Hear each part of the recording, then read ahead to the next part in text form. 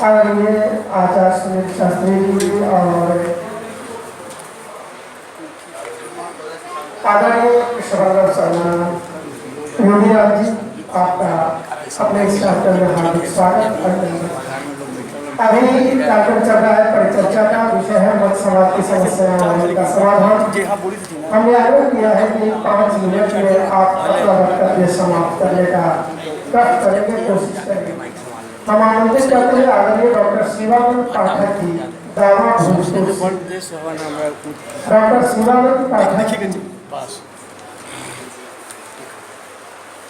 सभागार में नहीं है। सुधांशु शेखर जी नरकटियागंज से, श्री सुधांशु शेखर जी नरकटियागंज से, और आपके बाद यह मैं आमंत्रित करूंगा प्रभात कुमार पांडे जी होंगे। आइए सुधांशु शेखर जी।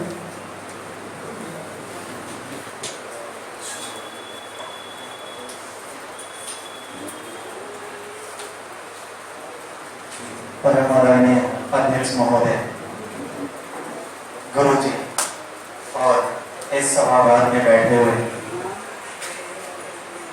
तमाम अतिथिगण, मैं आप सभी का हार्दिक स्वागत और अभिनंदन करता हूँ। मुझे इस कार्यक्रम में आने का मौका देने के लिए इस ऑर्गेनाइजिंग कमेटी को बहुत बहुत धन्यवाद।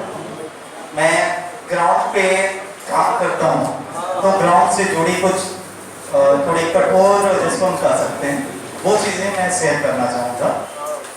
और मैंने 4 पॉइंट नोट किए जिस पे आपसे सजेशन, चूंकि ये जो टॉपिक हम लोग डिस्कस कर रहे हैं मत समाज की समस्या और उसका सोल्यूशन पे डिस्कशन कर रहे हैं। एक काम करो, समस्या क्या है, एक हमें ये समझना है और दूसरी उसका सॉल्यूशन क्या कर सकते हैं। समस्या में से एक ये है कि मैं देख पा रहा हूँ कि 40 लोग 50 लोग के आसपास में टोटल होंगे, 50 से कम ही होंगे, लेकिन उसमें से 20 लोग की भी ध्यान मेरे बातों पे नहीं। फिर हम कैसा सम्मेलन कर रहे हैं? यदि हम इस सभागार में बैठे हैं, कम से कम इतना देर 10 मिनट, आधा घंटा या जो भी समय हो, इस सभागार में बैठे हैं, इस कार्यक्रम में सम्मिलित हैं, तो इसमें यदि कोई भी बोल रहा हो, ये जानकारी है कि हो सकता है कि हमसे ज़्यादा ज्ञानी हो या हमसे ज़्यादा ज्ञानी न हो, उसकी बात हम सुनेंगे। मेरी उम्र करीब 26 प्लस है, अब 27 होगी। इस 26 साल में, पिछला 10-12 साल में मैं सोसाइटी को, जब से मेरी समझ हुई है, लोगों की बातों को समझ सकता हूँ, देख सकता हूँ और उसके अकॉर्डिंग मैं रिएक्ट कर सकता हूँ। तब से ये 10-12 साल में हमने देखा है कि मैं भी एक ब्राह्मण हूँ और सभी ब्राह्मण लोग वो हैं जो जिनके पास नॉलेज है। ये किसी न किसी लेवल पे टॉप पे हो गए, किसी न किसी क्षेत्र में देखा जाए तो, लेकिन इनके पास अपनी तर्क शक्ति के आधार पे अपना डिसीजन मनवाने की सारी चीजें, लेकिन ये दूसरे की नहीं सुनते। हर जगह हमारा ही डिसीजन चले, ये संभव नहीं है। ये बहुत मैं प्रैक्टिकल चीज बोल रहा हूँ सर, इसके लिए किसी को बुरा लगे तो मैं क्षमा चाहूंगा। मैंने जो पॉइंट नोट किया उसमें फर्स्ट है बी प्रैक्टिकल। मेरा परिचय है, मैं 360 रिसर्च फाउंडेशन नाम का एक रिसर्च फाउंडेशन चलाता हूँ। इस फाउंडेशन में करीब 1182-83 के आसपास मेंबर्स हो चुके थे जो रिसर्च इनोवेशन फील्ड से जुड़े हुए हैं। इसमें हमारे फुल टाइम एम्प्लॉयज भी हैं, वॉलंटियर भी हैं। अक्रॉस ग्लोब देखे तो मेनली 7 कंट्रीज से हमारी टीम में लोग हैं जो काम कर रहे हैं। 26 डिपार्टमेंट है और 9 इंस्टीट्यूशन से। तो 26 डिपार्टमेंट में department of biotechnology, department of fundamental science and technology, department of physics, ऐसे टोटल 26 डिपार्टमेंट हैं और 9 इंस्टीट्यूशन से जो किसी प्रोजेक्ट बेस्ड चीज़ों पे काम करते हैं।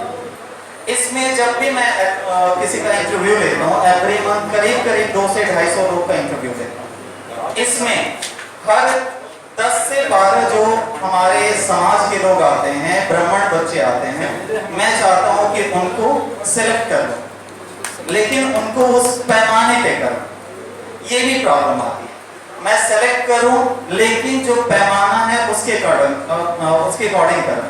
होता क्या है कि जो पैमाना होता है उसके अकॉर्डिंग कोई फिट हो गए तो ठीक है, फिट नहीं हुए तो हमारे पास 1-2 पैरवी भी आ जाती है।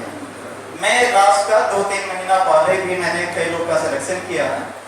एक्सपीरियंस मेरा बहुत बुरा रहा। सिलेक्शन जिसका मैंने कर दिया, किसी अच्छे हमारे गार्जियन स्वरूप किसी लोगों ने रिकमेंड किया कि आप सिलेक्शन कर दीजिए।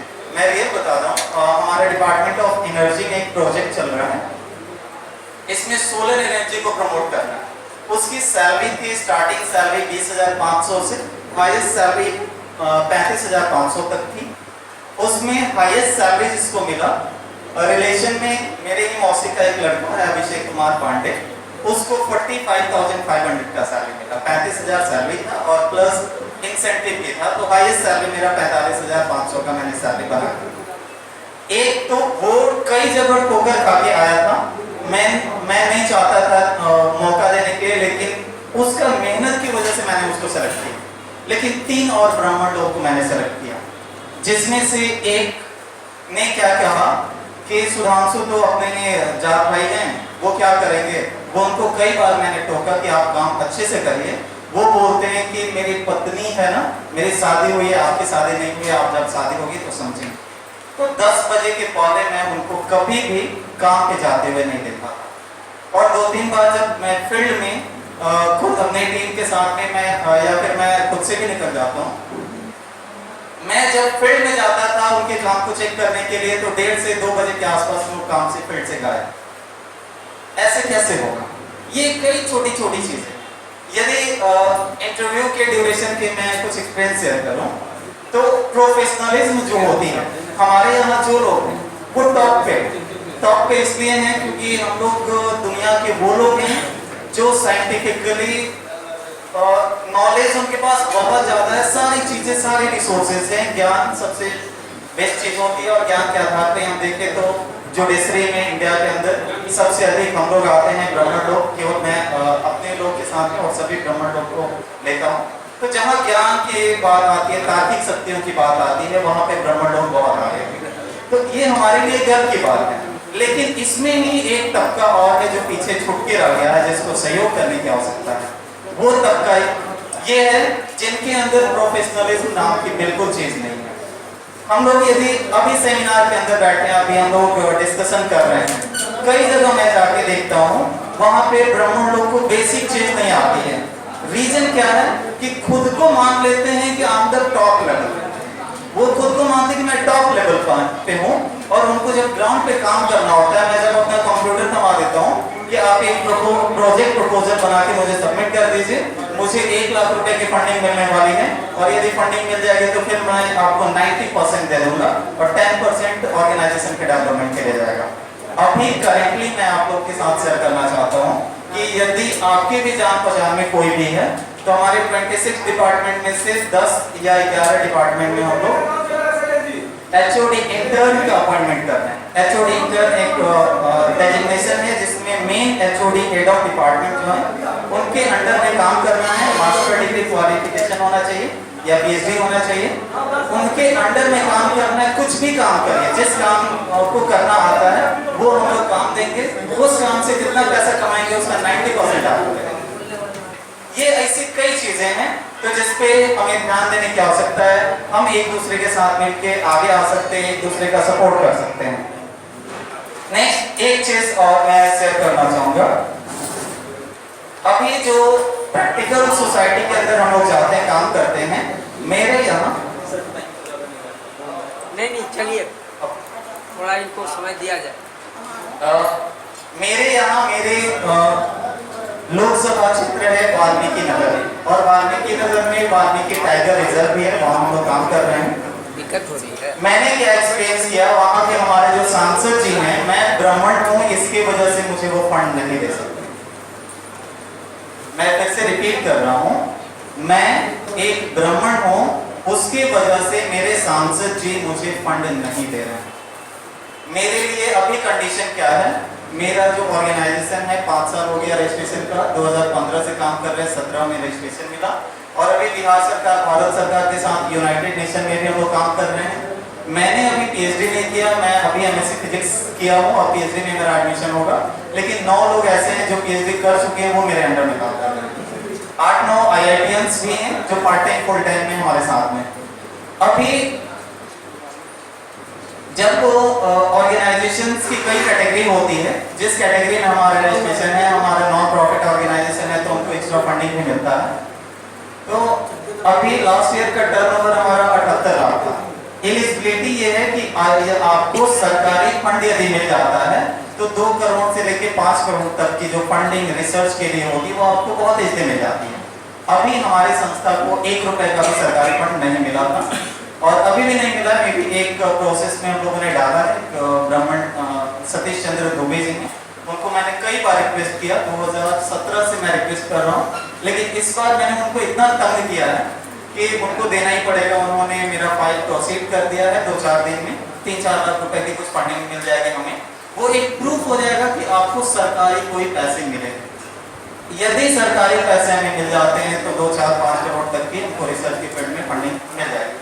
ये मेरा दुखड़ा है कि दूसरे जाति के लोग ब्राह्मणों को आगे बढ़ने नहीं देना चाहते। इसके लिए हमारे जो सीनियर लोग हैं, गार्जियंस हैं, उनसे निवेदन रहेगा कि इसके लिए हमें गाइड करें।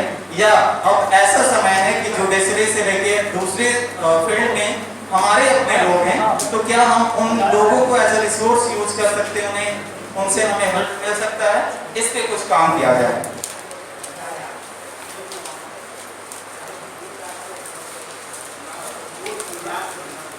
ओके, लगभग मैंने अपनी सारी चीजें ऐड कर दी हैं, मैं ज़्यादा टाइम नहीं लूँगा।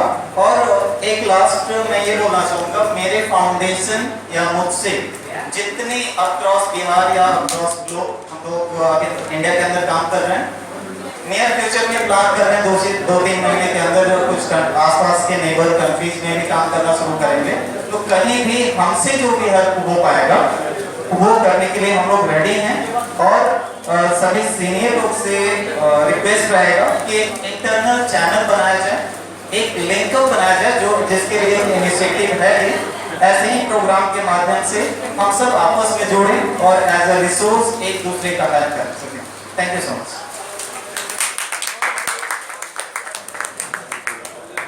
बहुत बहुत धन्यवाद सुभाष सक्सेना जी। इन्होंने लगभग जितनी भी बातें कही, प्रायोगिक बातें कही, जो भी इन्होंने अपने इस समय में देखा है, समझा है, जिसका सामना किया है, उन बातों को रखा और साथ में क्या हमें करना चाहिए इस निदान के लिए, इसको भी इन्होंने सबके बीच समर्पित किया है। आगे हमारे से सारा आमंत्रित करता है श्री प्रभात कुमार पांडे जी, बगला स्थान से।